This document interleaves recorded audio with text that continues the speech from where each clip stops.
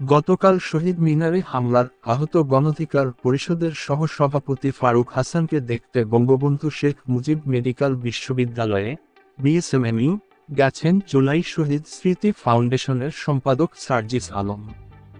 সেখানে তিনি বলেছেন, এসব ঘটনার বিষয়ে সরকারকে সচেতন হতে হবে, নয়তো এসব ঘটনা আমাদের মাঝে বিচ্ছেদ তৈরি করবে। রবিবার 5ই জানুয়ারি দুপুরের রাজধানীর শাহবাগের বিএসএমএমইউ-তে যান সার্জিস। সেখানে গণমাধ্যমকে এসব কথা বলেন সার্জিস আলম বলেন, আমি রাতে ফেসবুকে হঠাৎ ঘটনাটি দেখতে পেলাম।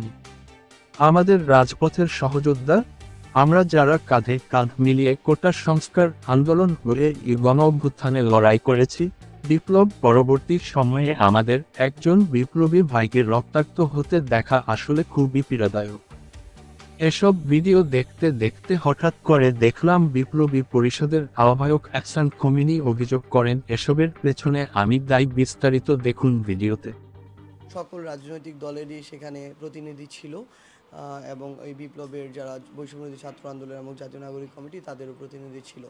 তো সেই গতকালকে আসলে আমি আমার জায়গা থেকে আমাদের চিটাগং প্রোগ্রাম ছিল, এই প্রোগ্রামটা আয়োজন করেছিল ইসলামী আন্দোলন বাংলাদেশ। আমরা সকালেই সেখানে গিয়েছিলাম।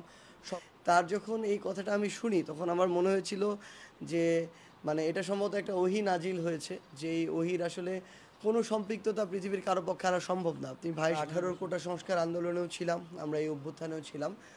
আমাদের ভাইয়ের উপরে এই একটা মানে অনাগ আছে।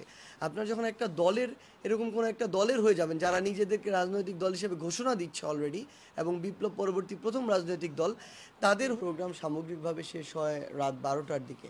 তো তখন হঠাৎ করে সোশ্যাল মিডিয়াতে এসে দেখতে পাই যে আমাদের রাজপথের সহযোদ্ধা যারা আমরা আসলে কাঁধে কাঁধ মিলিয়ে, আমরা স্পেসিফিক সরাসরি বলে দেওয়া যায় না নির্বাচন কেন্দ্রিক কিনা, কিন্তু যখন ওই জাতীয় বিপ্লবী পরিষদের কার্ডে আমরা দেখেছিলাম যে এখানে লেখা আছে জুলাই বিপ্লবী ছাত্র জনতার উদ্যোগে তো সেই জায়গা থেকে আমার মনে হচ্ছে যাই হোক সবার সব কিছু পাত্তা দেওয়ার প্রয়োজন নাই। খুব স্বাভাবিকভাবেই যদি এটা ভালোভাবে তদন্ত করা হয়, কিভাবে এটা হলো, কারা এটার সাথে যুক্ত, সেই সত্যটা বেরিয়ে আসবে। এবং আমরা তো সেই ভিডিওগুলো দেখার পরেই কিছুক্ষণ পরে আবার দেখতে পেলাম যে যারা এটা আয়োজন করেছিল ওই প্রোগ্রামটি, জাতীয় বিপ্লবী পরিষদ, আকাঙ্ক্ষিত এবং অপ্রত্যাশিত এরকম একটা আক্রমণ হয়েছে। এবং এই বিপ্লব পরবর্তী সময়ে যদি আমাদের কোনো একজন বিপ্লবী ভাইকে রক্তাক্ত হতে দেখা যায়, এর চেয়ে কষ্টকর আর কিছু হতে পারে না আর কি। গঠিত প্রথম রাজনৈতিক দল জাতীয় বিপ্লবী পরিষদ।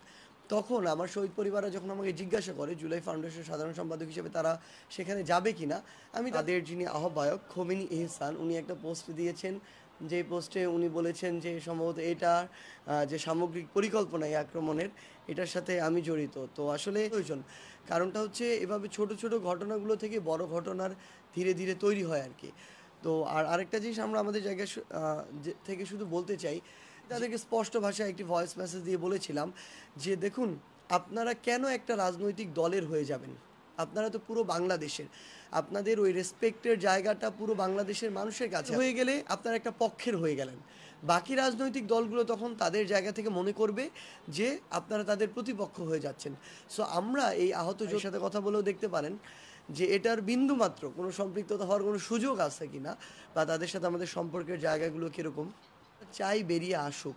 কারণটা হচ্ছে যে এভাবে অনাকাঙ্ক্ষিত ঘটনা আজকে একটা ঘটেছে, কালকে দুইটা ঘটবে, এগুলো তো এভাবে চলতে পারে না। সো এই বিষয়ে আমরা মনে করি প্রশাসনের আরও স্ট্রিক্ট হওয়া প্রয়োজন। যে এইরকম ঘটনাগুলো নিয়েই আসলে ছোট ছোট করে চক্রান্তগুলো তৈরি হবে, যেগুলো ধীরে ধীরে বড় আকার